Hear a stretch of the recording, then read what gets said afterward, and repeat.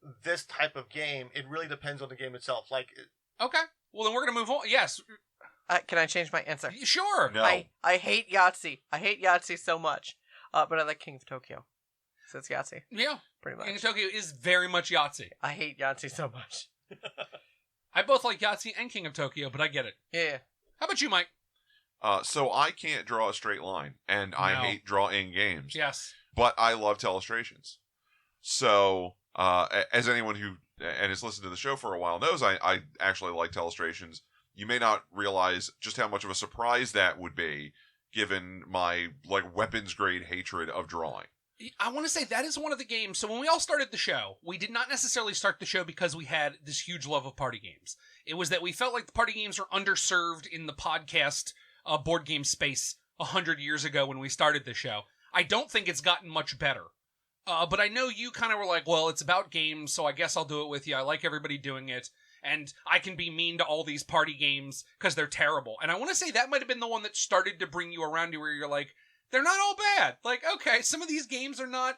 Maybe I can. Early ones, Yeah. like that one and Time's Up. Yeah. That really turned me around and made me realize that maybe party games aren't so bad. But that one in particular surprised me because I'm not joking when I say I can't draw a straight line. Yeah. I can't. If you give me a piece of paper and tell me to draw a circle, I'm one of those people who, when I start the circle, by the time I get around to it back around there, it's nowhere near where I started the circle. Fair. How about you, Brian? I can think of two examples in a genre I otherwise hate. Okay. One you can't find, and the other one you probably can. Well, then talk about the one. Definitely talk about one you can find. Rhino Hero. I hate dexterity games. All right. The other one is Klondike. Yep. That game is so much fun, and I hate dexterity games. I understand. That's a game we need to kind of take to as many appearances as possible. Yeah, but also be careful never to lose the little marbles, because where are we going to get more? Oh, no doubt about it. Yeah, but no, the Klondike is super fun, but you're not finding it. And Rhino Hero, everyone knows, it's crazy fun. The giant Rhino Hero we played once was ridiculously fun, but they don't make that anymore. So they do make Giant Rhino Hero. It's only in Japan. Oh. And Board Game Geek every so often will import 120 of them at a time and sell them. Here's the problem. They're $100 a piece. Yeah. There's some part of me that's thinking maybe for the show we get one that we can bring to appearances for when we are around people. I kind of like the idea of that, but I would also have the same problem that whatever Haba or whoever representative said that they don't bring it to events is because people fall. Yeah, people Make a get 6 hurt. foot tall stack and they're going to fall and then they're going to sue us. So there's definitely, if we take it, as much as I hate to say that, and I know the rep for Haba will bring the game places, but won't leave it. Yes. So they will show up with it, they will be around it for the whole time it's wherever, and then they will pack it up and leave to make sure it's never left unattended so that people don't hurt themselves. I think we would have to do the same thing. Yeah. But yeah, no, Giant Rhino Hero is super cool. And Klondike, we haven't talked about Klondike in a long time. We haven't Klondike. talked about any of your ridiculously large Haba collection. Yeah, well, they haven't In a put out while. anything terribly new in a while, I guess. Or if they have, we haven't gotten it. So. And they've put out some stuff that's new that I just haven't necessarily shown everybody. Yeah. We did the one that's the Valley of the Vikings. I think we covered that one where it's like the cricket bat where you slap a ball at pins. I played it with a few people. It may be one that we bring to the show here that's kind of cool. The main problem with it is it only plays 4 people, so it has to do that. Yeah. It's a game you'd take to a party and also doesn't play a ton of people. And then Klondike we used to talk about before we took the big hiatus a lot. Yeah. That was it's basically you're panning for gold, and it's like a little tray that you have marbles in, and you're trying to get the gold marbles out without getting the black stone marble out. And other people get to place bets on how many marbles you can get out before you bust or whatever. And that's it. It's a silly little simple mechanic where you're just trying to get marbles out of a tray, but not all of them, and not have them go flying across the room. And I would also say the phrase I've always used for this is it, to me, does for gold panning what Guitar Hero did for guitar. Where, it feels like what I think it's supposed to feel like, whether it has anything to do with it or not is of no concern of mine. Yeah. But it's that movement, that thing in your head where you're shifting a pan back and forth. Yeah. That's what Klondike does. And that, we had this discussion, I think, on the episode where we played it, and it is actually kind of close to one of the ways you pan for gold. Yeah. Like when you've got a tray with, when there's gold in, a river water or something. and it's in there with the sand. You're sloshing the sand out. The gold is heavier, so you're just trying to slosh the sand out and keep the gold. Indeed. It's a similar, yeah, but no, that is an example of the type of game I hate, but Klondike is super fun, and I will play it anytime. Very cool. Also, an additional Brian. So I'm having a hard time answering the question because I can't really think of genres of games I really dislike. Well, then we'll just have to show you more games. I've played a whole bunch of different types of genres of games, and I can't think of a genre that I specifically dislike with enough certainty to say that I dislike the genre. It's like you can be like meh on it a little bit. I maybe would say games where you either have to argue your case a lot or games where you have to lie, kind of like Rocky said. Yeah. Like those are at least, and I do kind of like the Resistance game, but really most games I play I enjoy. I don't vehemently hate a genre over another genre. Fair enough. Fair enough. Let's move on to our next call. Let me take a look here. This one is from August 1st. Ooh, We are moving on up in time. Yeah, we clearly had a big run this summer. So let's take a listen to our next call. Hello, Party Gamecast. I'm Sid, the human who forgot to leave their name after those 2 calls that I sent in. I'm really bored, so I'm deciding that after every episode, I'm gonna send in a voicemail that suggests a game and have a question for you guys. Because, I feel like it. It's about to become the Sidcast, y'all. First of all, one question. Are you guys doing Extra Life this year? Yes. Thank you for responding if you just responded. And my game suggestion is a party game called FURT. F-U-R-T. Okay, so FURT. It's made by the same people who made a game called Quelf. How do you spell that? Q-U-E-L-F.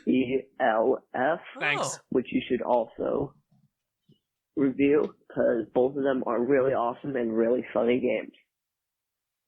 Anyway, if you're playing this on the air, thanks again. You're welcome. And yeah, excited to listen to the episode.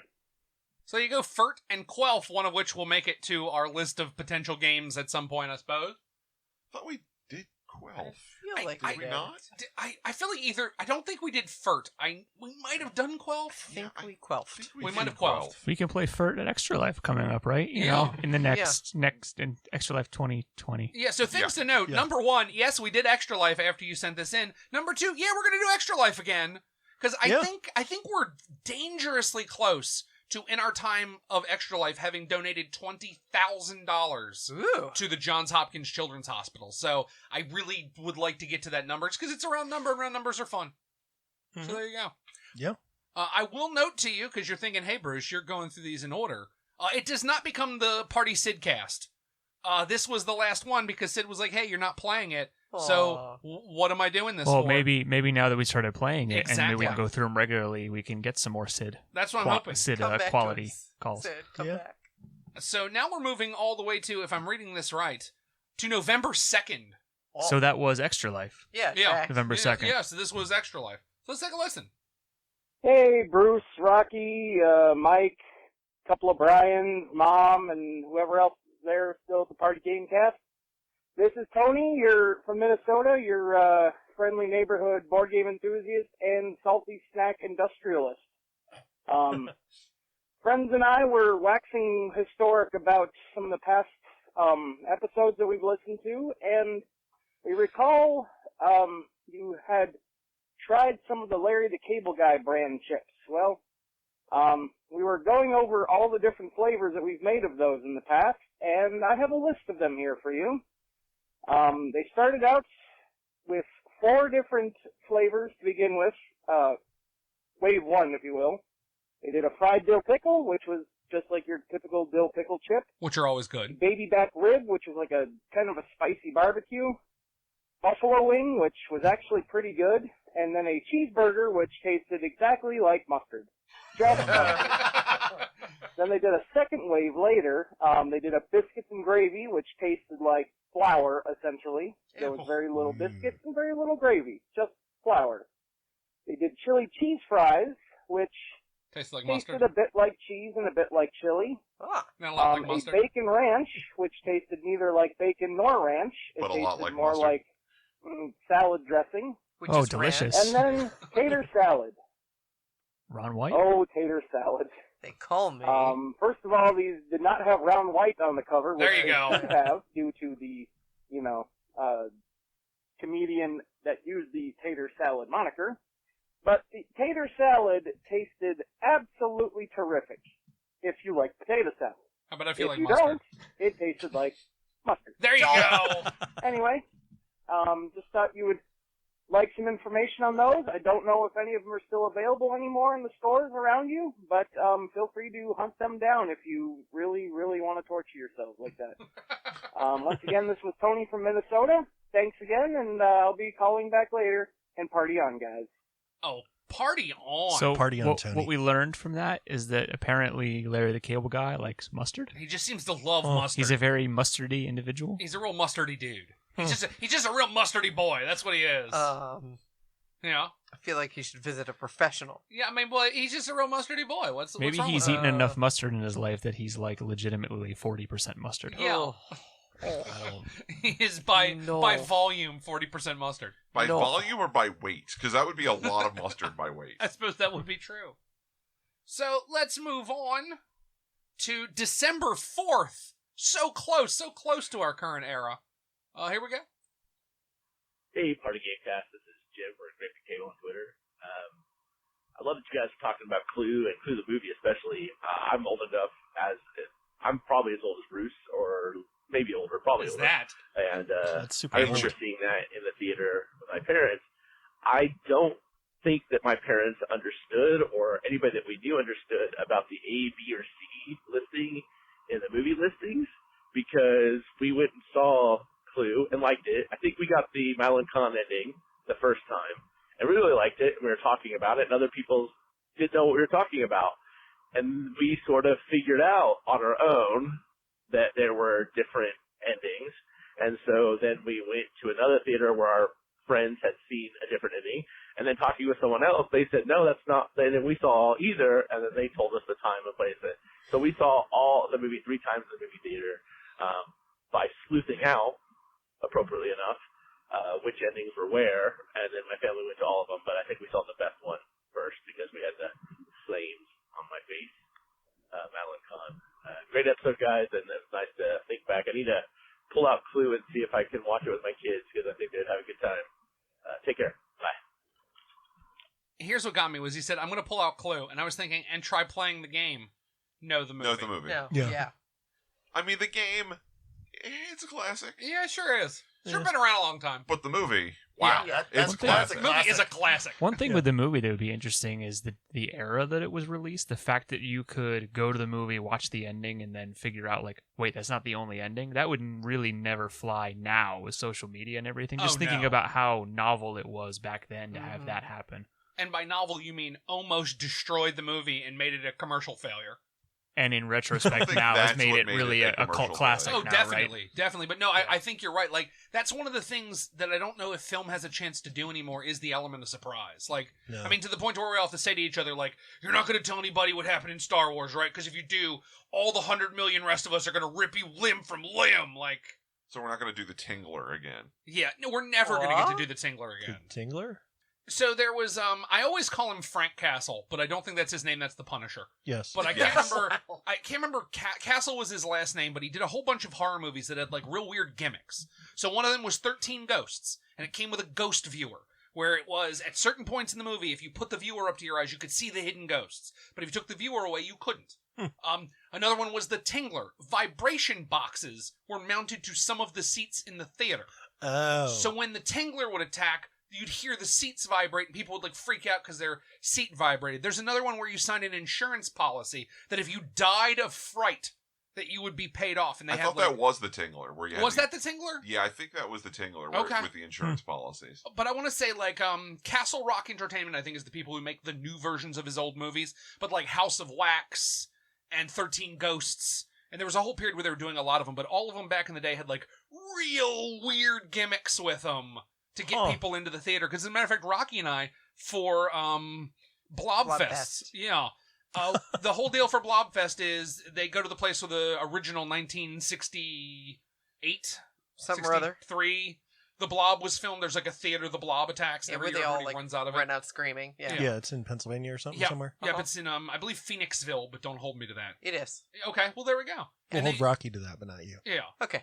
And they do a double feature every year for Blobfest, and it's always the Blob, and then some movie presented in some way that you couldn't normally experience it. So it's like Creature from the Black Lagoon, but they actually have the Creature from the Black Lagoon suit there. And one of the times it was 13 ghosts, but you actually got a ghost viewer, because they're printing a limited number of ghost viewers for these like special showings of the movie. Neat. Yeah. So it was kind of neat to see. And inside the theater, there's a plaque on the wall on the spot where the blob starts oozing through the wall. Also. Yeah. Yeah, so very, very cool. But yeah, a lot of that kind of stuff. You're right. You just couldn't get away with it anymore, much as you may want to. So let's move on. I think we have just one call left. And here is the good news. This call from 2020. Ooh. Oh, man. January Modern. 14th. I know, right? It's the future. Yeah, we've only recorded how many episodes since then? 20 or We've only 30. put out one. Yeah. Yeah. And then this one. So here we go. Hey, Party Gamecast. This is Topher in Virginia, and I am looking for some advice.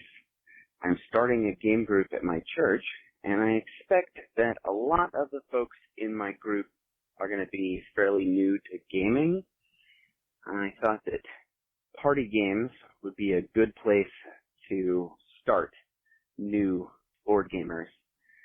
I wonder if you have any suggestions. I've already picked up just one to take. I'm hoping that you will have a few more ideas and maybe just some tips on how to deal with a new group if you have any experience with that. Mr. Vogue, put your hand down. We're Thanks. not calling on you. For this one, the game that I would suggest that I think fits the middle between, because it's not really a party game, but I think it's the kind of thing that makes you feel like you're doing a little more strategy than maybe you are, makes you feel like you're playing a game, would be either Sushi Go or Sushi Roll.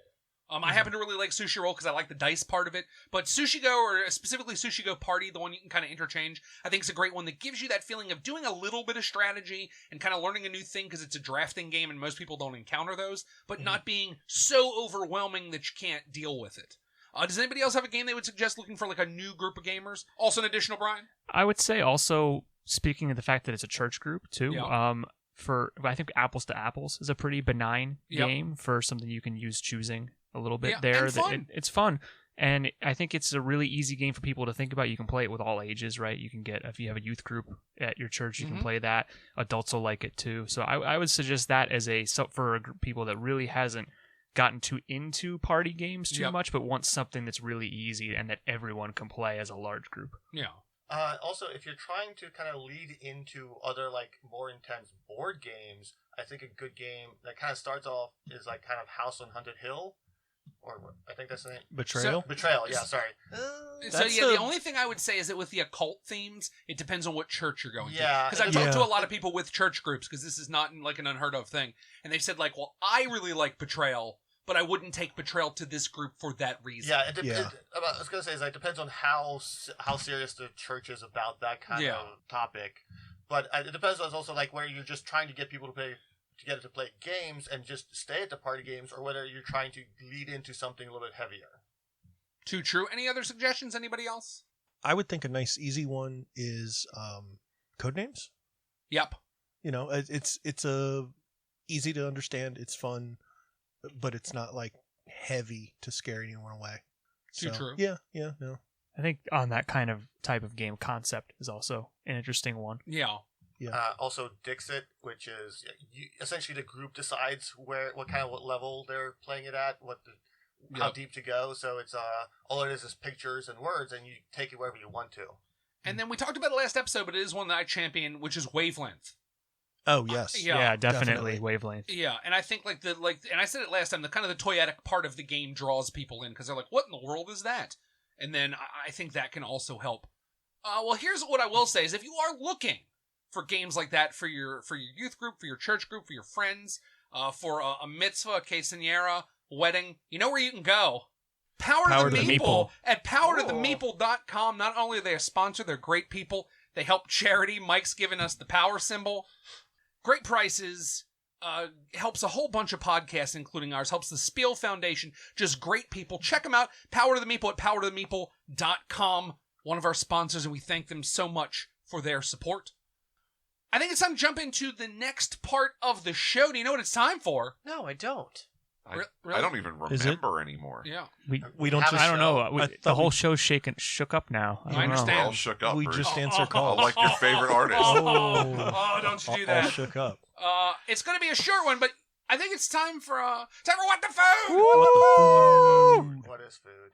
Baby, don't eat me. Nom nom. Nom nom. As you know, we have a brand new sponsor. What? I know we have a brand new sponsor for What the Food. It is Ohm on the Range Stove Repair. You can't resist our service. Oh. Oh.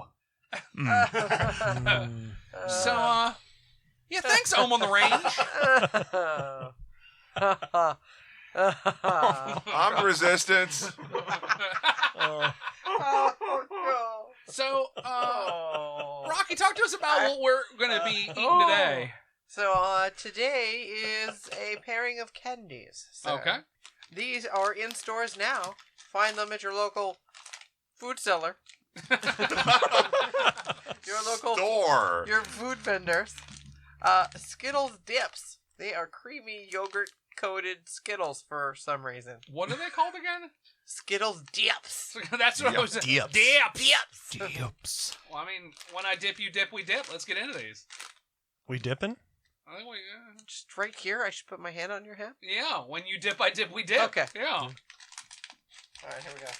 So we're opening these bad boys up in a rare time where we're eating a food that while you listen to this, you can still get in the stores. I know, we're trying, folks, because we love you. It's not even out of date? No, I know. What? I hardly even know what to do. So they look like yogurt covered raisins, but they still have an S stamped on them.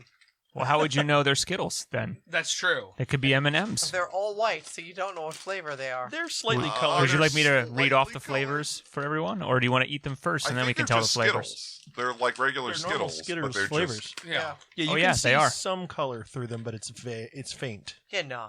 They look to me like weird little eyeballs with little S they retinas. do. It's very Like googly eyes almost. Yeah, like, the yogurt coating isn't. It's like lumpy. I can't eat it. They're melting in my hand. I've never loved the They're supposed to texture melt of in your yogurt mouth. coating. No, that's M&Ms. Oh yeah, there's. Where am I even candy going I with enjoy. this? Huh. My biggest problem may be the so I don't mind the creaminess on this. It's a weird change of texture. Uh-huh. This tastes more like white chocolate than yogurt. okay. So the one I got happened to be orange, Okay. so it's remarkably creamsicle-like. Nice. You win. yeah. You won the Skittles lottery. I have I no might idea have. what flavor the one I had was. Sweet. That was the flavor. And lemon. So the flavors are grape, lemon, strawberry, green apple, and orange. This might be strawberry. I feel like green apple would be the worst of those with the yogurt comparison. Yeah, maybe. Yeah, Grape is kind of weird. I think this is grape. This is mostly sweet as we chew here. So the question is, would you take them to a party? Great Rocky? radio. No. They're not necessarily party food. I might eat them again. They're kind of fun. They're interesting. Yeah, they certainly are interesting. Yes, but they're not going to a party. Marty? Not really. They're not bad. If they're around, I'll eat them, but it's not something I go out of my way for. I could see that. How about you, Mike? Maybe for novelty's sake, but beyond that, not really. I can see that. I almost fear they're not novel enough to even be for novelty's sake. But how about you, Brian? Probably not. Problem is, I don't like Skittles to begin with. Oh, But that would be an issue. I just don't like super sweet candy. So coating them in creamy yogurt actually makes them better for me. Okay. But they're still not anything. I'm never going to buy them, and I won't take them anywhere. Yeah. How about you? Also an additional, Brian? No, I wouldn't. I just don't think the yogurt does anything. It's a Skittle.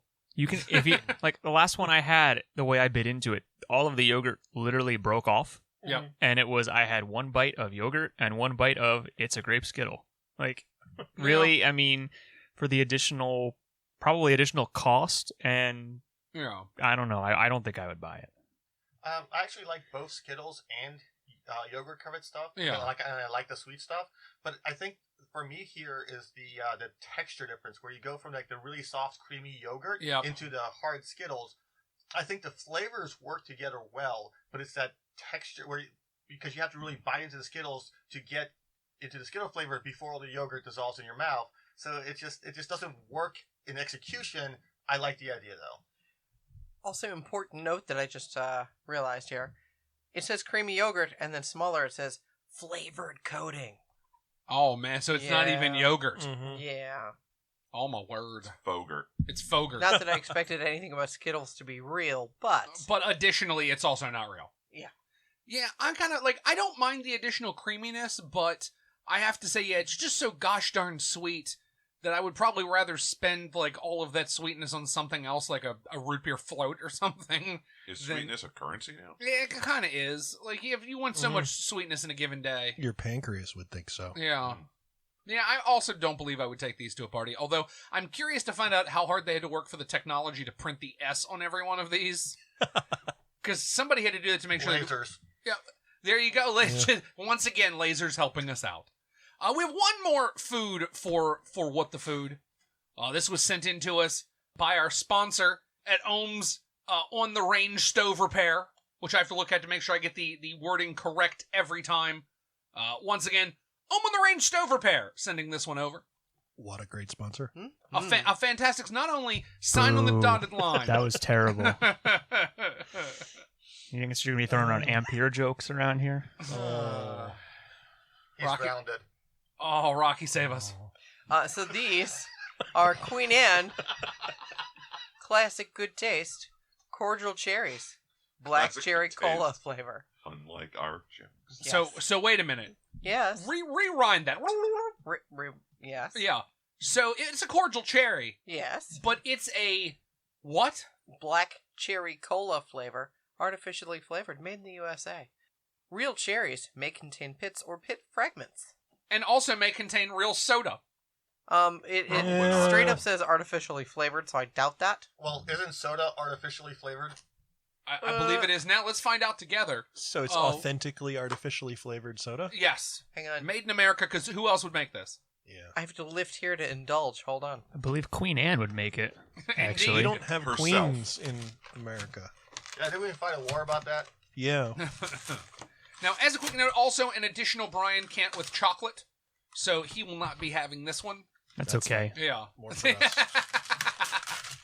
And they're in like a egg case or something. I will study the ingredient box for anything interesting while you guys eat. That Please smells exactly like you think it would. Really? Yes. Like And a cherry cordial? I'm talking loud because I can't get it out of the package. There we go. Yeah. So what do we have? Is that a whiff of? It's just chocolate and cherry soda. Yeah. Wow, I'm excited to get these over here. That just reminded me of that song from the 90s that says cherry cola in the middle of it. And now that I said that, it's in your head too. That's all I need to do. Oh, I was thinking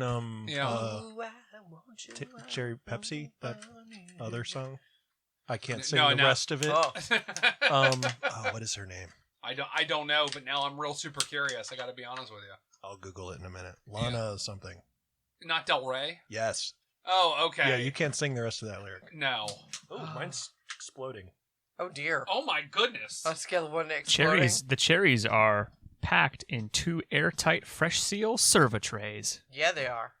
Wow, that does smell. I think I even smell a little bit of carbonation. All right. That is sweet. I mean, like, that is like syrupy sweet.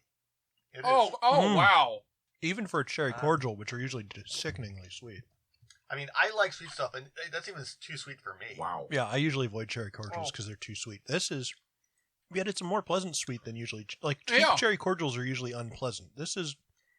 It's got a little bit of that bitterness. It's got a, like, tang to it from the soda or something. And a little bit of that bitterness to count out the sweet from the cherry. But it's still just... it's just overwhelming syrup. It's a Cadbury's cream egg kind of sweet. If we could show Rocky's face. Well, I love cherry cordials a lot. I really hate this. Really? This is so bad. Just the fake flavor of the cola is just really awful. It's so bad. Did anybody find any pits or pit fragments? I did not find a pit or a pit fragment. Okay. It was the pits. Oh, no. Oh. Puns are not welcome, Mike. Yeah. So I'm going to guess Rock. Yeah. Because you have a really, really upset look on your face. Oh, and I love sweet, and I love cherry cordials. Yeah. And these are sweet and cherry cordials. This checks all the boxes. Yeah. I'm guessing you're not taking this to a party? No, they are awful. Oh. How about you, Marty? Nope. Mike? No, definitely not. Brian? No, I would never even take cherry cordials in the first place, and these are lower on the list than those. No. Also, an additional, Brian, any words to say, having not eaten this, but just having looked at the back of the box?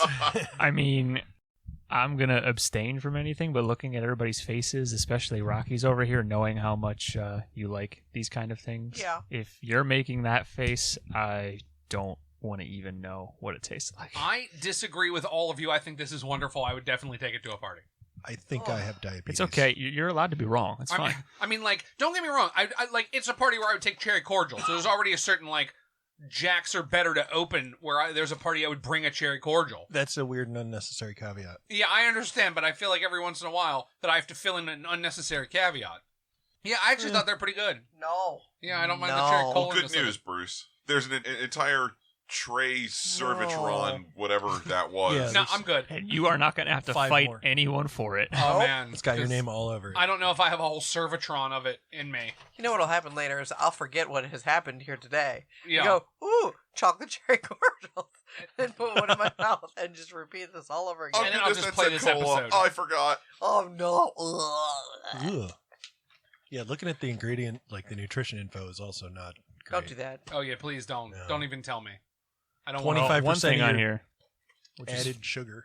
So apparently red number 40 and blue number 1 bracket colors combine to something called black shade.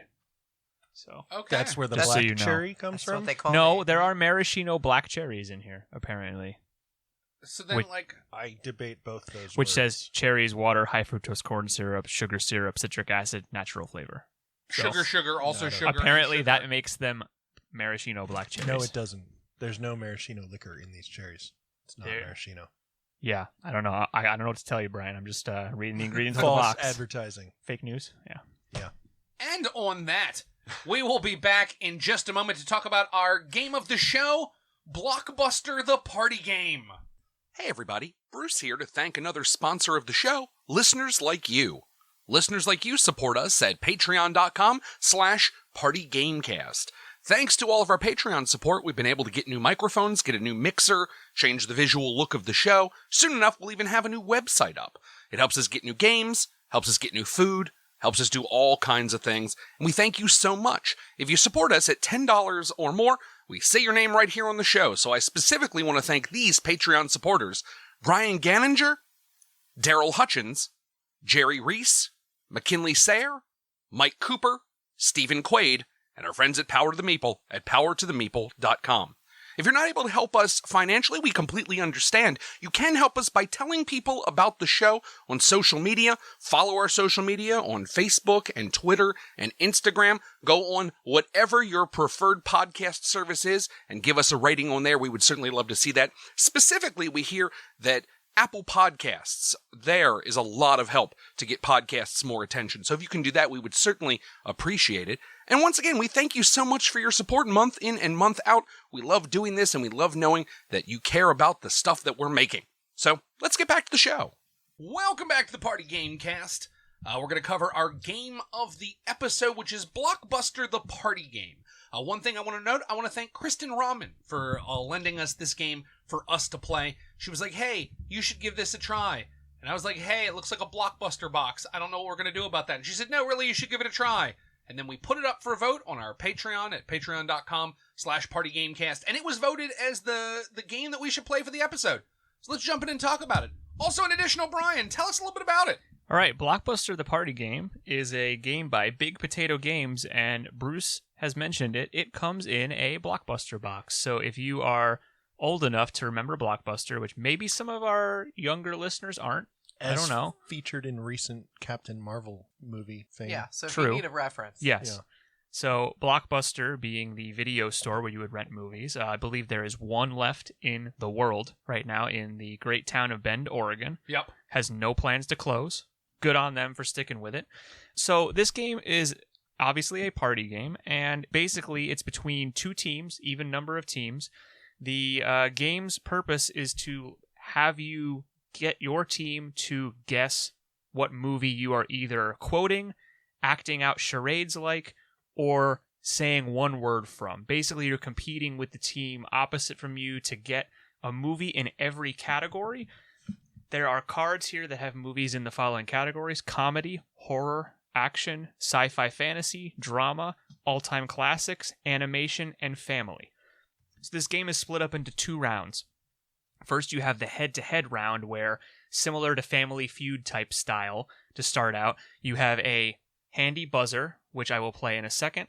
You have a card that says, name movies with dogs, or name movies with a chase scene.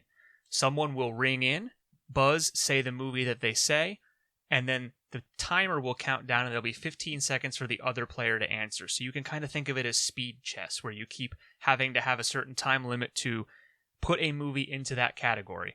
If the timer runs out and you haven't said anything, your team loses and the other team goes. So before we get into the rest of the game, let me play the handy Blockbuster buzzer for you. So this is a 15-second buzzer. You can start that and I'll just kind of talk through it. Sure. So this is what's happening. Now, if you were to get an answer like movies that begin with the letter W and you were to say Watchmen, you would hit the button and it would continue this buzzer. It would start back. So every time you do it, it gives you 15 seconds. Eventually, someone's going to end up hearing the noise that we're going to hear. If you're the Right one that there. hears that noise, that means your team did not win the head-to-head. The other team does win the head-to-head. And then explain what happens there. So the game comes with a board in the shape of a Blockbuster video, which does say the phrase, "Be kind, please rewind," that we know Blockbuster to be famous for. It's basically set up in a grid, a 2x3 grid, where you on each side you have 3 sections. One says one word, one says quote it, and one says act it. So the one word category, you're going to try to give your team one word to try and get them to guess the movie. Quote it, you can say a quote from the movie or a made-up quote about the movie. I think the King Kong example was, "Oh my, that is a really big gorilla on that building," or something. Yep. And then there's a charades component where you have to act out silently the movie. So the winning team gets to choose 6 movie cards. They'll have different movies and different categories on them. They get to pick the 3 that they feel most comfortable with acting out, quoting, or using one word to describe, and then they hand the other 3 to the other team. So one of the strategy elements of this is the winning team is the first team to get one movie from each of the 8 categories. So you know what categories you have, you know what categories your opponents have. So when you've passed those all out and decided, the buzzer has a second mode where you can hold it down and it will be a 30-second timer. You get 30 seconds to try to get your team to guess the 3 movies on your side. So for example, you gave a quote that was, maybe the movie was Casablanca, and you said, "Here's looking at you, kid." Someone would say, "Oh, it's Casablanca," right? If you had one word from a movie and the movie was Silence of the Lambs, and you said Clarice, might be a good way. Silence of the Lambs. There you go.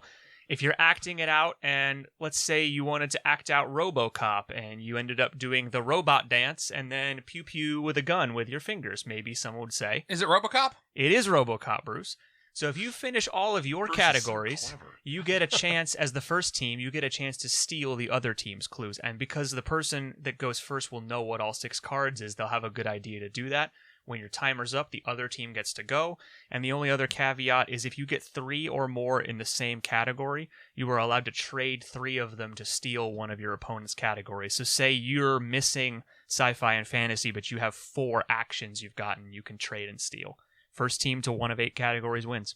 Yep, so you need one of each of the 8 categories. One more thing, and I think you dropped a little bit of the lead here, is that the 3x2 grid you were talking about is actually a parking lot, and there's a prop that you can add to this that is a Blockbuster sign that you put in the middle of this parking lot. So the whole time you're playing in a tiny little Blockbuster parking lot, which I thought was just kind of adorable to add even further to what they've done to theme this. All the cards look like video cassettes to the point to where it says on the top, like, insert this way into player, do not touch magnetic strip.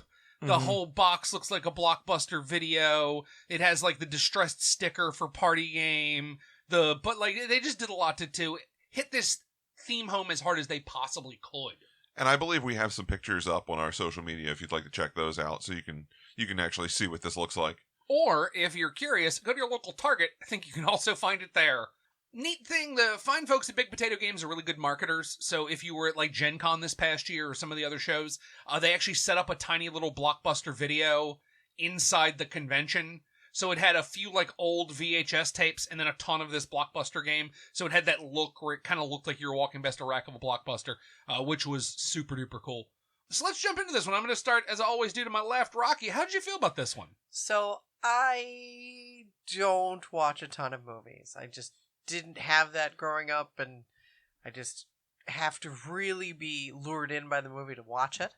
But I still enjoyed this game. Because at least from, culture, because a lot of these are very popular movies, they've been referenced in a lot of ways, so at least I can understand what the movies are vaguely about or important things from the movies, which helps me. So, but if you don't know anything about movies at all, ever, and you live in a cave or something, this probably isn't a good choice for you. But I enjoyed it a lot, besides that. Yeah, I would definitely say this was one of those that, looking at it on paper, we've actually had this game in the collection for a little while, and I even threw it up to the fine folks at Patreon.com, figuring they weren't going to pick it. I was like, oh, it's sitting here, it's new, I'll throw it up there, we probably won't have to worry about it. Because I didn't necessarily have super high hopes for it, because once again on paper, I'm like, I watch a lot more movies than Rocky does, because it would be hard not to. But thanks. I didn't figure I was ready to play like an all-movie game. Like, I was never that guy that played Seen It back in the day. I wasn't that dude. People would have Seen It, I'd be like, oh, you're playing Seen It, that's cool, and I would just like walk away. So I didn't think this would be for me, but surprisingly enough it was. How'd you feel about it, Marty? Oh, I loved it. Like Rocky was saying, you don't have to know the movie. Like, you haven't had to see the movie. As long as you know the pop culture around the movie, then you can still get it. I like the fact that it's not all just one thing. Like, you're not all doing charades, not all doing quotes. It's like you have to pick and choose which ones you're doing. And I also like that there's a little strategic aspect to it where if you win, you're trying to not only get categories that you want, but you're thinking about, well, I don't want to give the other team categories that they need. I don't want them to get 4 of a category so they can steal one of ours. So there's a little bit more thought to it than just here's a movie acted out or quote or something. It's a lot more in depth than I would have thought it would be. Yeah, I would also say another thing to note here is, and we talk about this a lot of times, we even talked about it in the thing we did at MagFest, the party game panel we did, which is a lot of games are made that want to be game shows, but they don't give you a buzzer. And you're like, oh, you almost had it, but you didn't take it the other couple of steps across the line. This one gave you a functional enough buzzer and then said, hey, the game is not going to be who rings in the fastest. We're going to do like Tapple did, where you're going to push it back and forth and push it back and forth, and we're going to give you a buzzer that fully functions for that job. You don't need to figure it out. The only thing is whoever rings in first. And you can figure that out because that person's hand is on the buzzer before you got your hand there. And then the rest of it works out perfectly, so it gives you that game show aspect of we're going to push back and forth, and then once you get it, you're right, it becomes a much more strategic game than you thought it could be. While you're trying to work out, like, oh, well, I think I can probably get Clarice to work, but which one do I think the quote's going to be? And, like, you have that thought space in a party game. Mike, how'd you feel about it? Well, I liked it. It reminded me a bit of Time's Up Title Recall in particular. Yep. It had a Time's Up aspect to begin with. Title Recall is their one for, I think it was not just movies, it was also it was any kind of books title. And, yeah. But because of that, I preferred Title Recall. I preferred the fact that there was also literature in that and all kinds of other stuff. This one was just movies, and like Rocky said, if you're not a big movie person, you're just going to be lost. At least with the Time's Up one, you had a chance, like, because maybe you read a lot of books and maybe you know those things. Maybe there's other stuff that you can jump in on. This one didn't have that. If you aren't a movie buff, you're going to be sort of flailing around a bit. I don't know that I agree with you, because a lot of these are just such big, like, in the zeitgeist kind of things. Like Rocky, you would think, yeah, but some of them we had just flopped. Like, one team, just the 2 people who were guessing had never seen Clockwork Orange. Yeah, and the clue given, anyone who had ever seen Clockwork Orange or read the book would have gotten it immediately from that clue.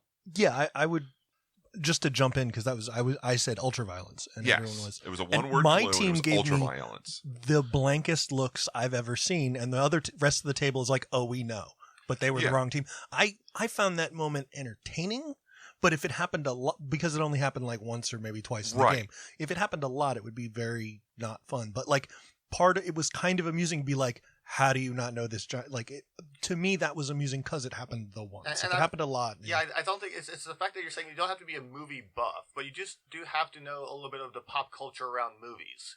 It's not just the pop culture, though.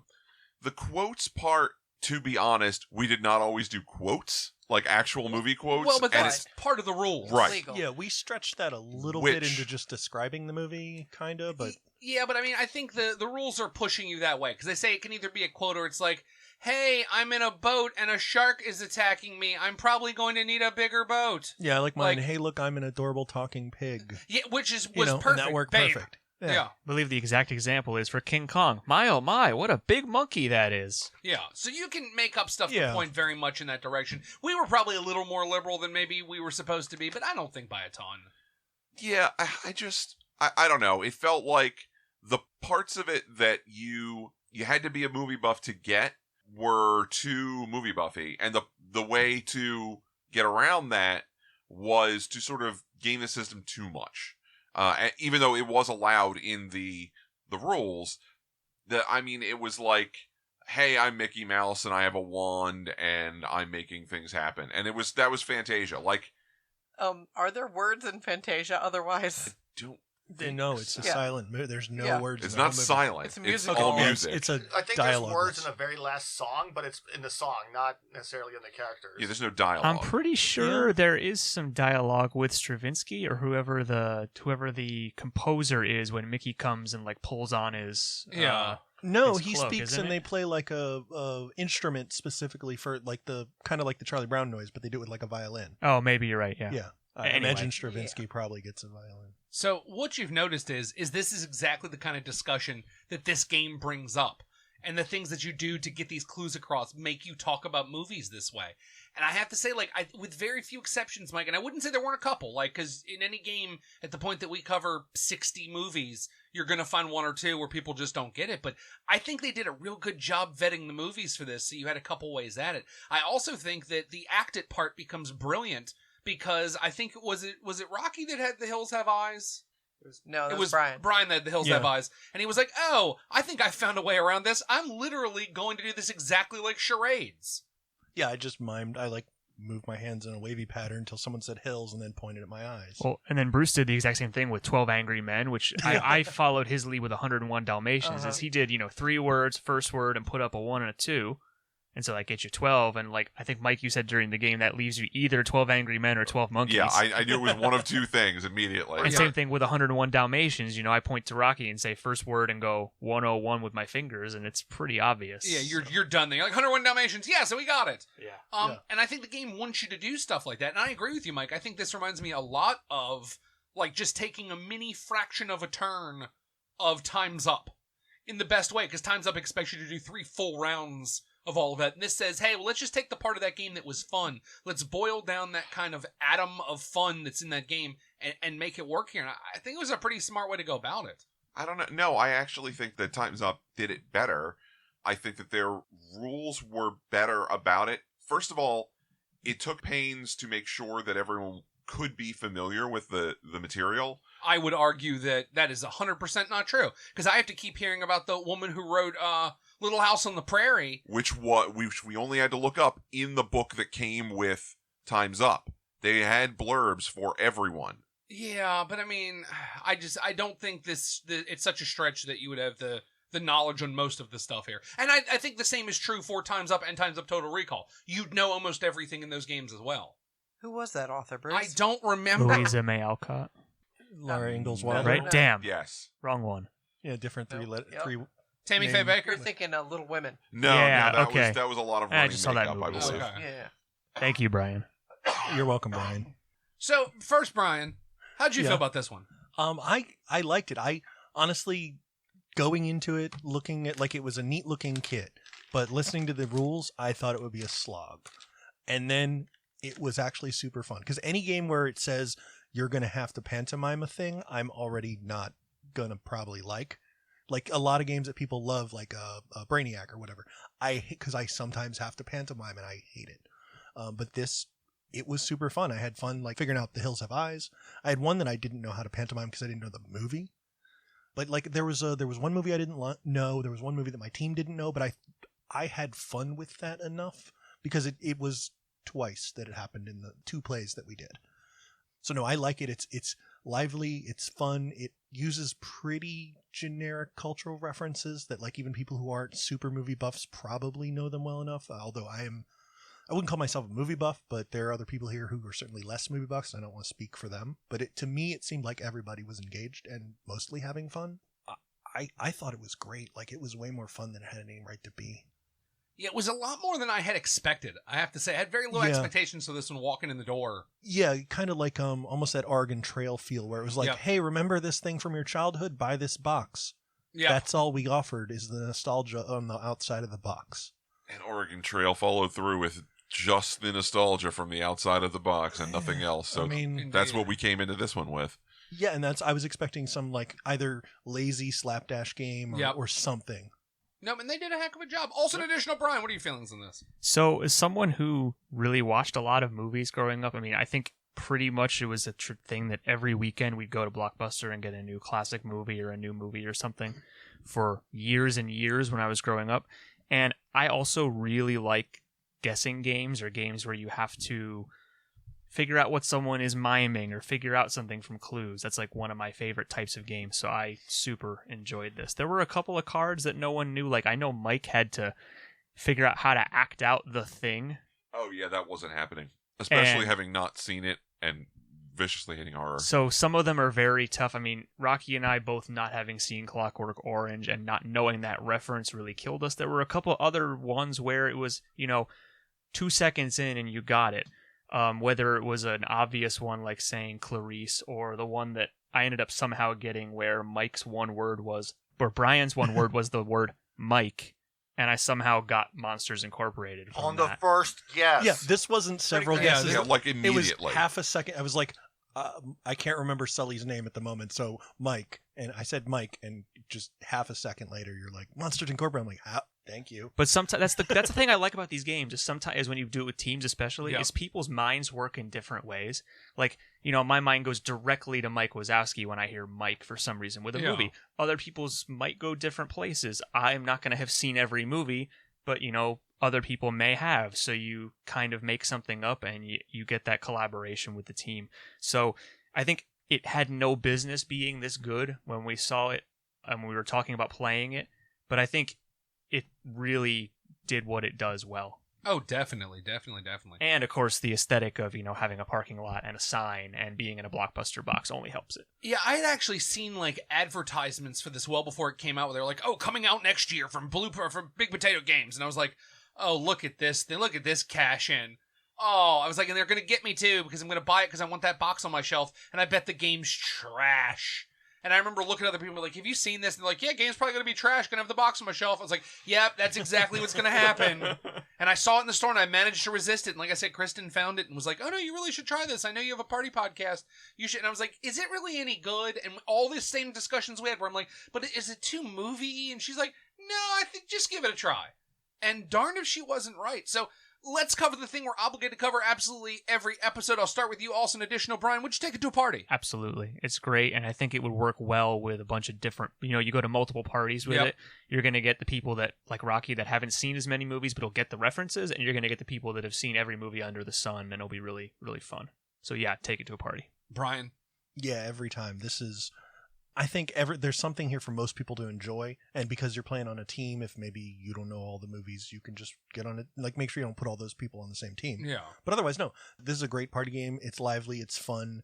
It goes by pretty quick.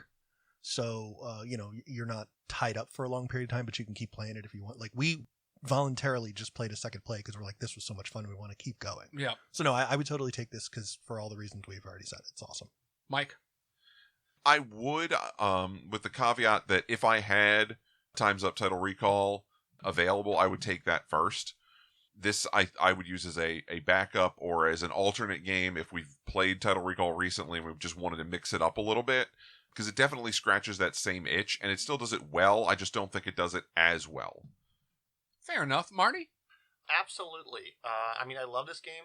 My only thought is that there's only so many movie cards in there, and eventually, if you keep playing it, you're going to get to the point where people will just say old clues for the same cards just because everyone will remember it. That's the only thing I can think of that's a downside to it, but other than that, I love it. How about you, Rock? I would definitely bring this to a party because I enjoyed it quite a bit, even though I'm not familiar with a lot of the material.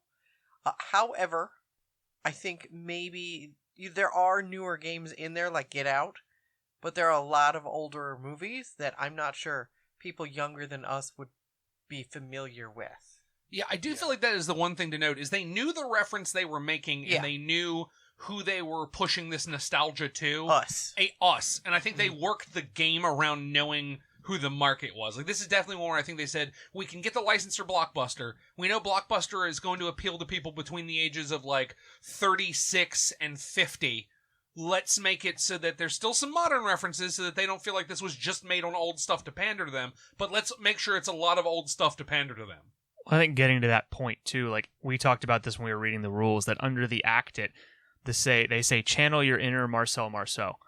And, you know, people of our age or older will know Marcel Marceau, but I don't think an 18-year-old playing this game is going to, unless they really know movie history or have watched a bunch of old stuff, I don't think they're going to have any clue who Marcel Marceau was. Yeah, I felt bad when you guys were talking about that. I have no idea who that is. I know it's someone affiliated with old movies, and that's because I've heard other people make the reference. Famous French mime. But to that point, it's not necessarily age related too. It's if you haven't watched a lot of movies, there's really no reason for you to know who Marcel Marceau is. And so you could have watched a lot of movies and also still not know. I've never seen a Marcel Marceau movie, but I know who he is. Yeah, for some reason, I just know, like, and there's a lot of stuff that way. Like when Mike had The Thing, I know enough about The Thing to basically know the plot of it. I've never seen it. Marcel Marceau. No, I didn't even know he was ever in movies, really. But I know, French mime. I have no idea why that's a thing I know. Yeah, this is definitely a Gen X, older millennial pop culture movie game, not necessarily a movie game. Yeah, no, absolutely. I would agree with that 100%. Yeah, it's all technically movies, but it's all things you'd know from pop culture even if you hadn't seen the movie. Yeah, but it's definitely, like, of a time period. Like most of it. Yeah, a lot of it, yeah. I mean, because Casablanca, way before we were born. Yeah, but like as a kid, I remember going to the Disney MGM studios and walking through the Casablanca thing that was there. It was enough of a reference when I was a kid that it knows it hits me, but an 18-year-old now, I don't know that they know Casablanca. But they might. I think these are ones that are like the major evergreens that like prop up the entire movie industry. Like, If you say Rosebud, everyone's going to know what you're talking about, or they just don't know enough about movies and movies. I don't know if like the younger millennials or the whatever that's after. Everyone always says that kids don't know blah blah blah blah blah. No, it's not. It's not a slide on. It just might be so long and it's not in the pop culture world anymore. I don't think so. Because I saw Casablanca when I was young. And it was way old by then. Way, way old. Well, I mean, you're way old, so... I'm not that old. I wasn't born in black and white. They'd invented color by then? They had invented color. They didn't even... But it wasn't moving pictures, Mike. It was at the moving. point you were born, they were just, like, scribbling it out in chalk. No. He's more rotoscope or something. And I would say, if you're out there, like, because we just don't know. So if you're in that age range where you're, like, 18 or younger... let us know if these are like, is Casablanca a reference that's still viable? I would even say 30 or younger, and I think, or like 25 or younger. Yeah, if you're not even a millennial anymore, if you're the next generation, because those millennials have all graduated college, so anyone who's in college or younger, we're talking to you. I don't like that, but sure, if that's what they want to be called. But no, I feel like one of the reasons that these older movies work is just the way we consume media is so different now. Yes. Like when we were kids, you knew movies your parents liked, even if you didn't like them, because that's what there was. Yeah, they were you couldn't go out and curate your own media on the internet. You had movies in your house that your parents liked. So even though I never watched Casablanca or any other old movies, me or like my parents or somebody's parents that I knew had that movie, or it was on one of the 8 channels that existed on TV. So you watched it. Now, if I don't want to watch a movie, there's 9,000 other places I can go to see something different, and kids have that choice, and it's not a good or bad thing. It's just that's why they didn't have to consume the same media that their parents consumed, because they have a choice now. And even if you didn't see the movie, the pop culture at the time still referenced the movie, and so it wasn't as broad of a area to choose from. So pop culture was a little bit more general and universal than it is now. Yeah, and I think that's for the same reason is you could have those touchstones because everyone had consumed media in very similar ways, whereas now you can make a reference, but maybe nobody's heard that movie. Back then, everybody saw all the same movies because that's just what there was. You didn't have as much variety. So there you go. There's Blockbuster, the game. I would also take it to a party. I'm a big fan of it. So much better than I thought it was going to be. Plus, what I like about this over Time's Up Title Recall, and it's going to be a small thing, but one that I'm always going to harp on, which is if I set up a small parking lot with a Blockbuster sign in the middle of the table, people are going to come over and go like, what is this? And you're like, oh, sit down and play. And then they learn it's a fun game. So I think if you're in like a play in public situation, this is going to work for you really well. I feel like a small addition to the game, you need to get a little tiny Captain Marvel action figure to just crash land in the parking lot. And then like a little tiny actual Blockbuster you put on one side. Yeah. Also, you should probably know that there is an additional feature with this game that is not documented anywhere, and that is the timer has an off switch on it.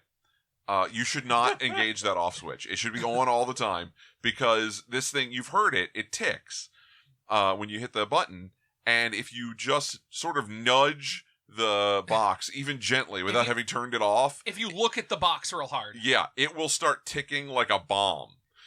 And it's kind of funny. Yeah, perhaps don't take it on a plane, obviously. Oh. But no.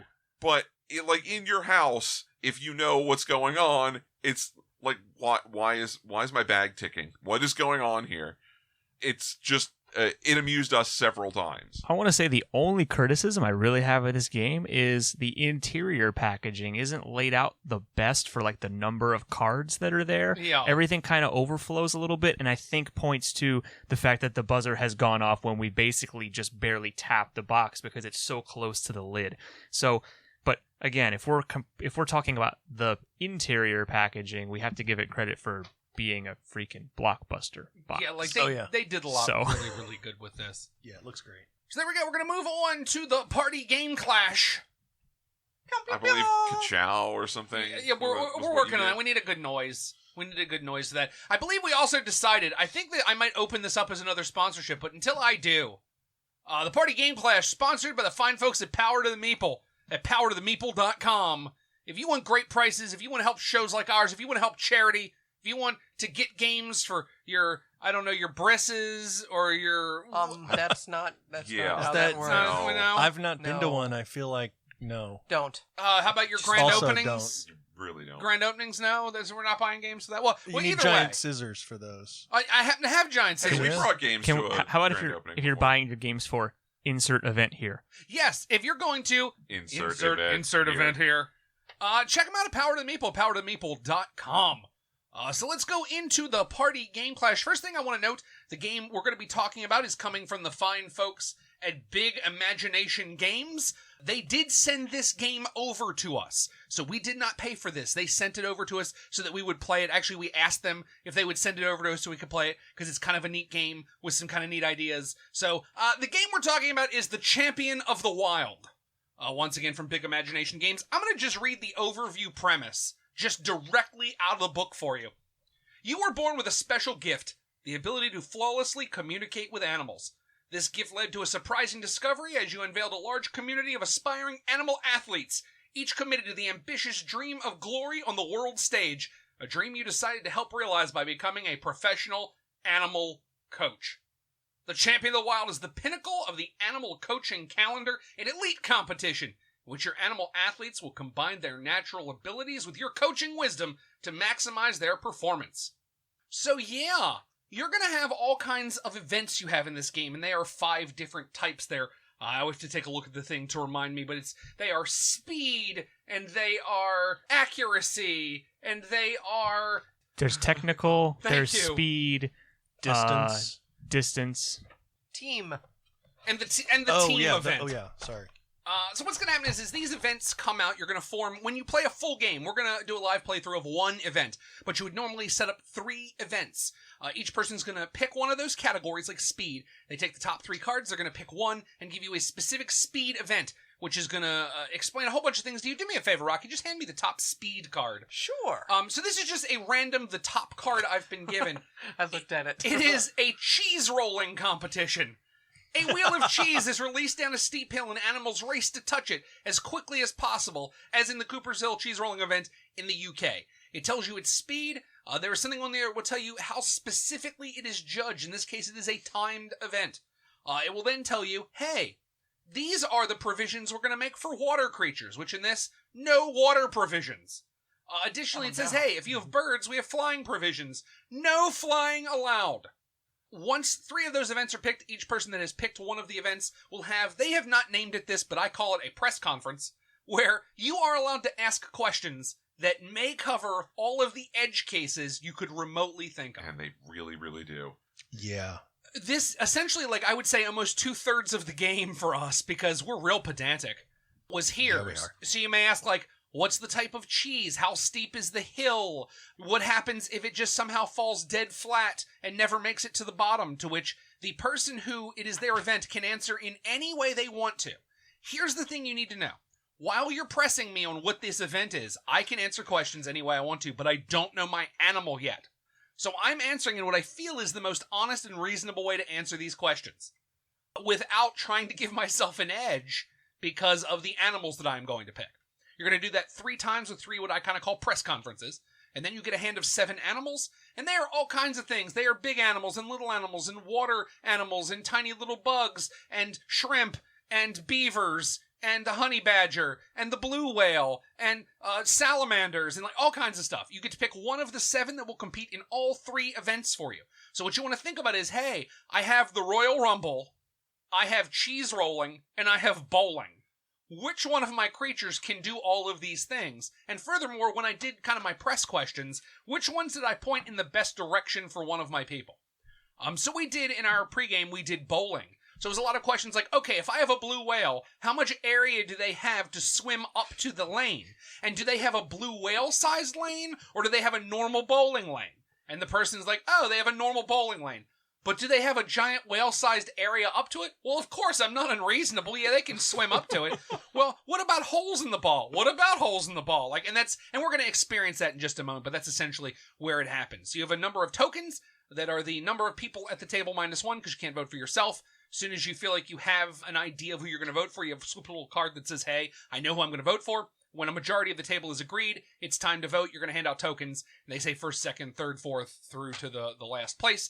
At the end of 3 events, you're going to add up your points, and the most points wins. So that's the basic game. In what we have is the 2nd edition. There's drafting versions, there's a decathlon, there's a tag team pentathlon, there's the triathlon draft. There's also one that Shut Up and Sit Down has covered this game. And what they like to do is they do a pentathlon, but you get 4 animals, and you enter 1 animal in each of 4 of the 5 events, and you personally have to do the 5th event. Which I think is kind of fun. So it's like, Mike brings a giraffe and Brian brings a blue whale and I'm facing them, which I think is kind of a neat little twist on it. So for this one, we're going to play 1 round, and for the judge on this, also an additional Brian. That's me. I am the judge. You're going to get to pick a card out of the deck and tell us exactly what we'll be facing. All right, so you, as the animal whisperers that you are, and the animal coaches that you are, will be competing in a judged technical event on cake decorating. Okay. Your animals have 30 minutes to decorate a cake, with the cake's presentation scored by a panel of expert judges. I will say that water tanks are indeed available, and flying is 100% allowed. So this is the point where we're now allowed to start asking Brian questions. An important thing to note is that Brian, as the judge, is allowed to bend and change the rules as they're presented on the card as much as he wants to answer the questions that we ask. So I'm going to open with this. Is everybody using a uniform-sized cake, or are you using a sized cake judged on the size of the creature that you are? Your cake will be proportional to the size of the animal that you are. So an ant cake will be an ant-sized cake, okay, and a blue whale cake will be a blue whale-sized cake. Okay. Sir, what kind of cake? Is it a flat sheet cake or is it like a tiered wedding cake? It will be a 4-tiered wedding cake. Oh. Ooh. Is there a bride and groom thing on top, and do we have to create that ourselves? There is no requirement, but artistry and decoration is included in the judging. And I assume we have, like, the base icing is already there. We're just adding the decorations? Yes, that like is the correct. base white coat or whatever. There's the a base crumb coat. layer. You will all Yeah. have. It's not a tasted cake. It is a judged on decoration of cake. So you will all have your cake base. Is the cake actually made out of cake, or is it just styrofoam covered in fondant? It's actually made out of cake. We spare no expense. Oh, nice. Fancy. If we were to use icing that had a color, do we have to start with uncolored icing and color it ourselves, or do we have a palette of colored icing with which to decorate this cake? Excellent question. You have a palette of food coloring that you can use to mix into the icing. That you will not get extra time to create that colored icing. Okay. Okay, so we have to dye our own icing. Yes, Correct. but we have both icing and food color. Correct. So it's not like we also don't have to like grind it out of mint or something. Like at least we have green food color. You do. Okay. Yeah. Will getting the cake wet ruin it? It will not ruin it. No. So this is magical underwater cake. Yes, it is magical underwater Okay. cake because water tanks are allowed. Okay. Are there any further questions? Will the cakes be on elevated platforms like tables, or will they be on the ground? The cakes will be on the ground. Okay. Will this be filmed for television and we have to worry about things like the lights and hosts talking, or is it just in a silent environment? It is in a silent environment. There are no TV cameras. Well, sorry, everything that's TV camera and light will be far enough away that it will not interfere with the structural integrity of your cake. Okay. When we're finished decorating, will we have to move it to a judging table? 100% you will. Oh, no! That's the most fun part of any judged cake competition is the Oh. movement from the kitchen to the judging table. Huh. That changes things. Yeah. That's so that affects my choice. Yeah. How you move it is up to you. Yeah, no, that affects my choice. That's a good thing to know. Yeah. Okay, so are there any further questions about our cake decorating competition? This is your last chance to get in. Is it televised? We already We, asked that. so it is televised, but the TV cameras and lights will have no impact on your cake, somehow magically. Same way that they're not affected by being underwater. Because Yes. magic the cakening. Okay, so with that, with all questions answered, you're now going to get 7 animals. You're going to pick the animal that's going to enter in this event. Once again, remember, if you were playing it normally in a triathlon, you'd have 3 drastically different events, but we just have one cake decorating competition. Does everybody feel like they know what they're going to do? Do you have your animal? Do you have your plans? Let's get the cakening on. Yes. So I think I'm good. Okay. So let's reveal our animals. I am entering into this competition with a black garden ant.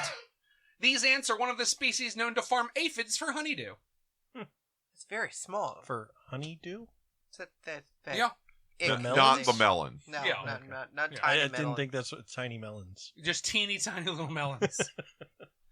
Little overalls. They're little overalls in the field. Tiny little So you're going to melons. win on adorable points. That's what I'm hoping for. Speaking of adorable points. Yes. I'm going in with a red panda. Oh. Did you know? No. Red pandas have an enlarged wrist bone, which acts as an extra thumb. What? Yeah. I knew they were adorable. Yeah, and apparently handy. Oh, red panda fact. Red panda fact. Marty. I'm bringing in a meerkat. And speaking of adorable, meerkat mothers bring live insects to their pups to help them practice catching food. You're going to need to keep that away from my aunt. Oh, dear. Mike. So I went practical here and went with a primate. I'm bringing a gibbon. Nice. Because hands help. Oh, indeed. They only throw things. They're I mean, they grip things. I They... can't- Now, the time for arguing about this will come. I'm sorry. I was bothered. No, it'll come up later. And I'm bringing a hummingbird. A hummingbird's heart beats on average 20 times per second whilst awake. Wow. In case you didn't know that. Yeah, that's a thing. Hummingbird fact. I feel like that was such a common fact that we should have all just known it. I knew it. Didn't you? Yeah. Also the use of whilst. Whilst. Yeah, it's a very British game. Indeed. So, we've entered all of our animals. Brian, you now begin. You ask the opening question, and then we have our discussion. Okay. Well, I'm just going to be diplomatic by this and say, Bruce, what advantages does your black garden ant bring to making a nicely decorated cake? Okay, so number one, garden ants are incredibly industrious. So we have a creature here that is ready to work hard for the full 30 minutes from the beginning to the very end. We need things mixed, it's going to mix. We need things put up, it's going to put them up. It's also going to be dressed like a tiny little farmer, as we covered just a second ago. So it's going to be just cute as heck doing it.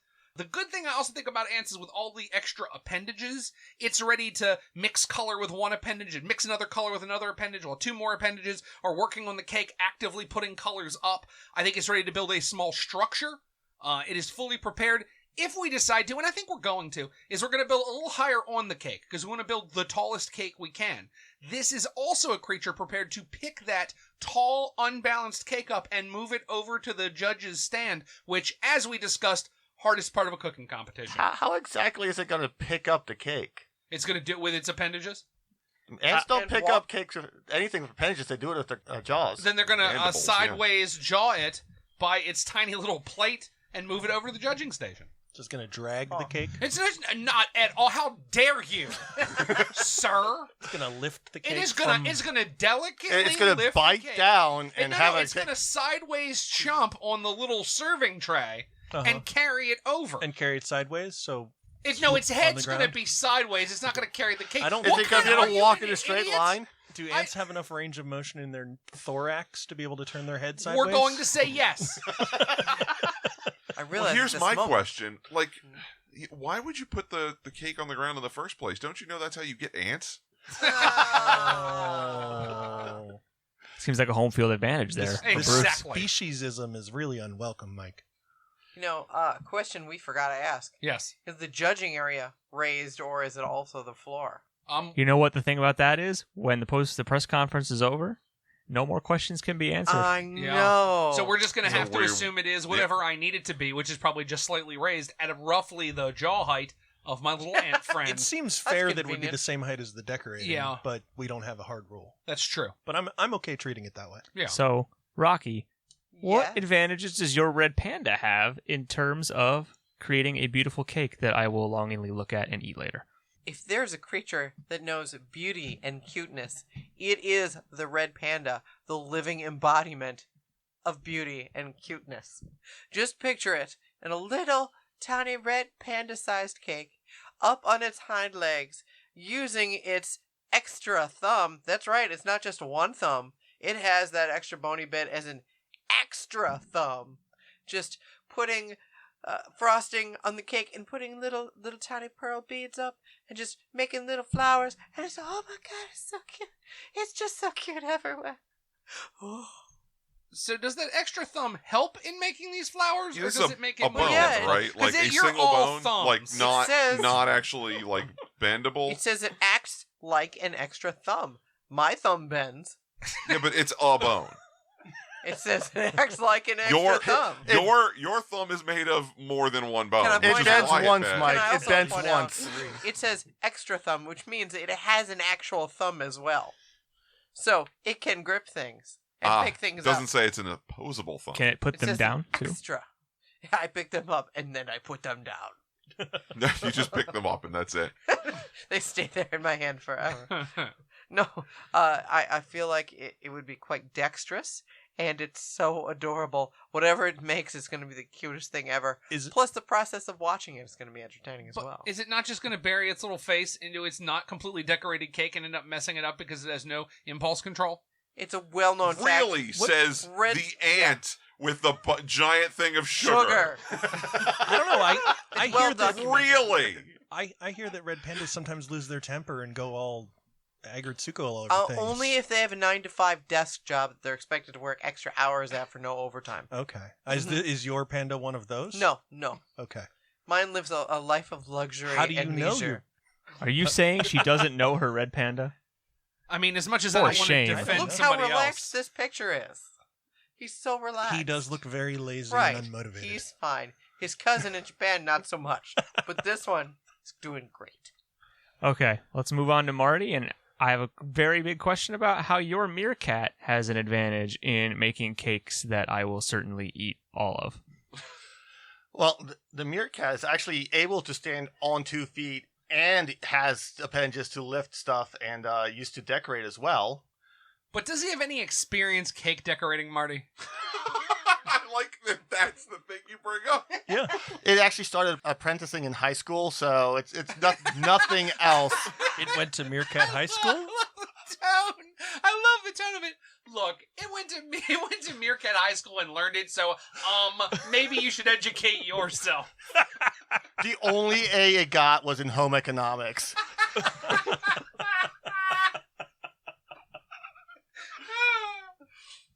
Anything further to add about the Meerkat? I mean... Any retorts? Aren't they known to be real skittish? Like real skittish? Like very when the lights come up, they're going to run. Will it aren't they? get scared by the other They're competitors afraid and of run the away? dark. Will Or it get the light scared by the cake? Will the cake frighten it? It's going to forget about it and then realize it's there and freak out again? Yeah, it can't bring its Here's friends the question: to be on is it going to lookout. burrow into the cake? Yeah, is that And possible? create a Is home. is it going to burrow into the cake and make a house of it and destroy the cake? Bruce, I feel like the ant might.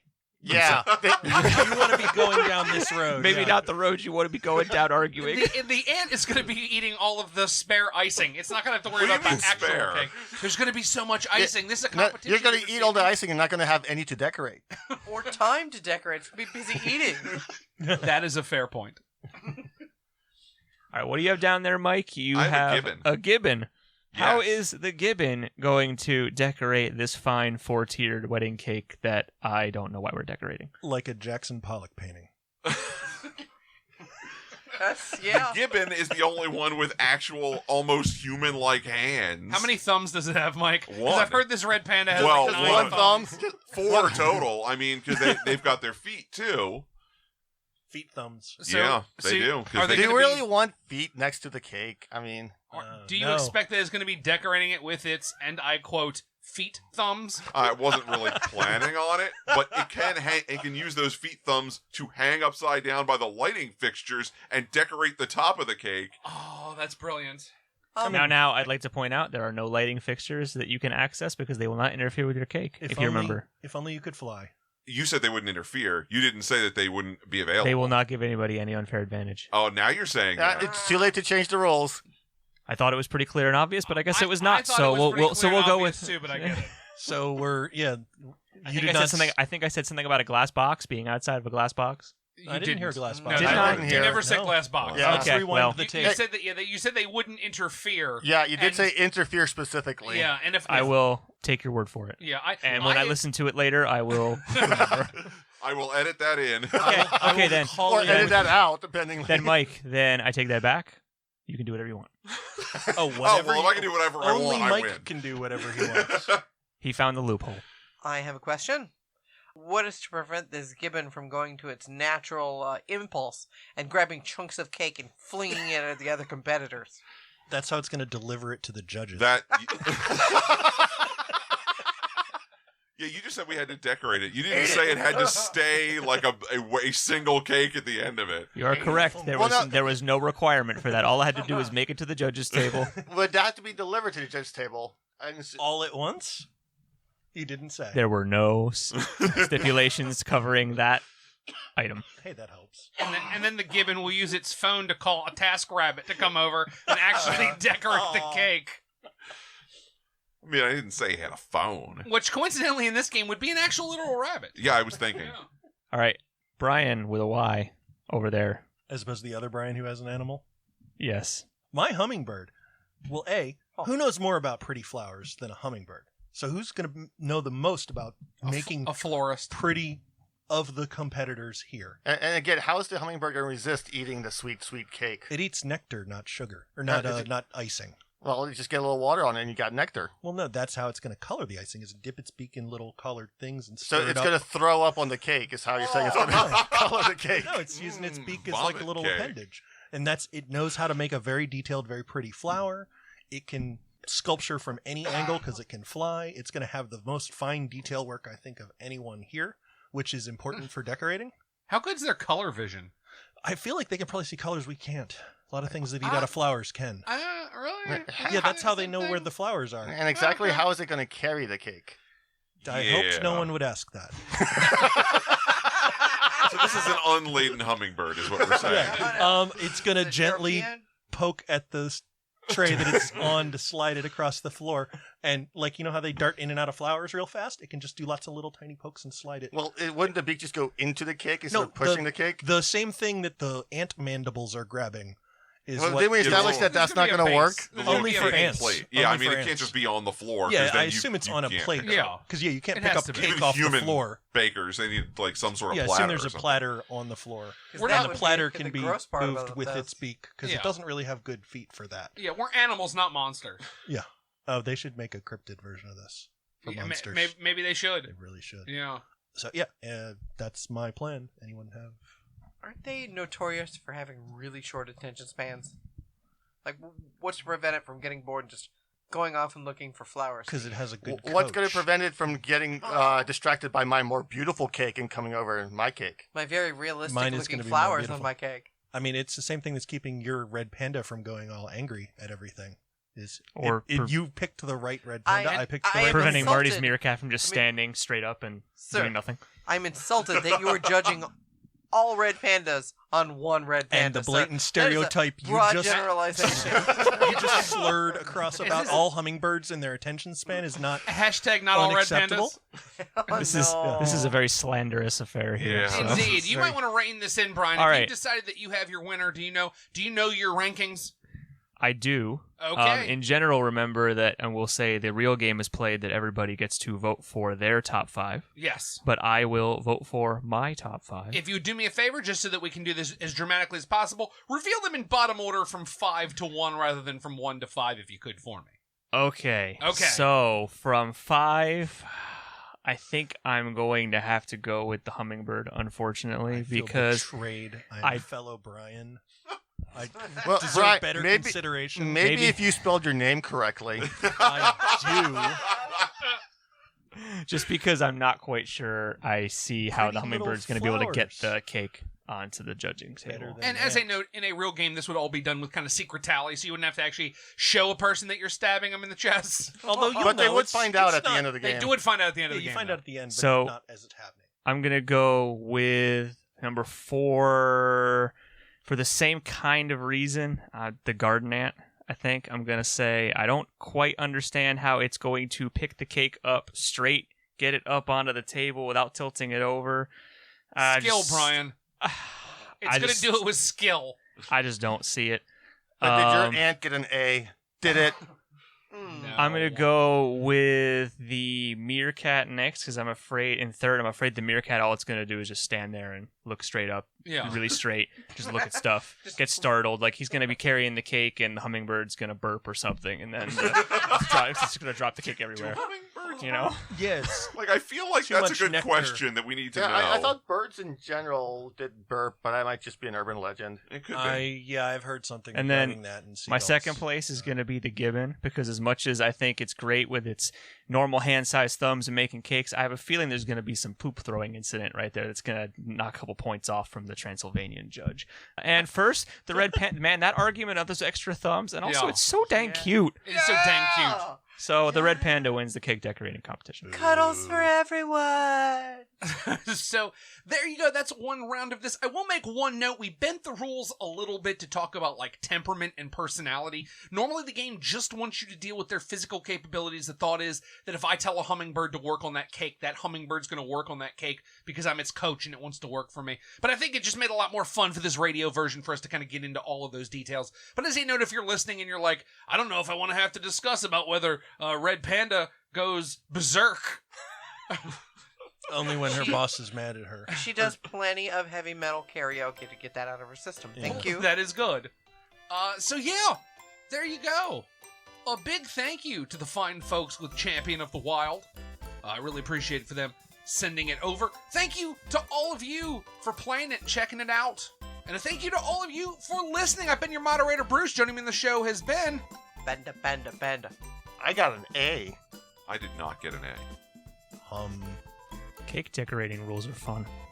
And thank you so much for listening.